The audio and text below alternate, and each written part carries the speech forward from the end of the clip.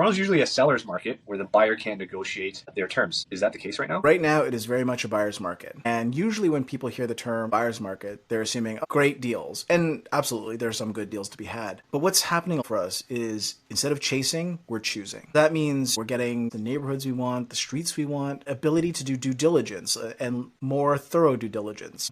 Not just your home inspection, but drain inspections. We're bringing contractors through to understand how much work this is going to cost. We're able to negotiate after an inspection. These are things that very, very rarely happen in a Toronto market. If you are thinking about buying, come talk to us because it is more than price right now, and we're helping people take advantage of that.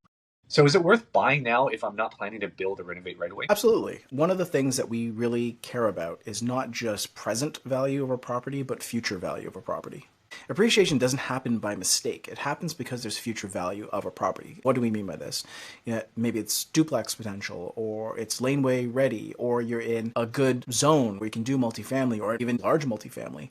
We really care about not what the building and the house is presenting you now, but what could you potentially do with it in the future. This applies to personal residence as well. Are you buying a home where there's not going to be any infrastructure development? Let's say you're on the very outskirts of Milton or Markham, where you're up against the Greenbelt. You're not going to see as much growth in those areas as you will in something that's more centrally located, where they will have more growth of population and infrastructure growth. So just a couple of things to keep in mind. That's what we care about. It's not just land banking, it's smart positioning. This kind of stuff is interesting to you, let us know. We're always happy to book a call.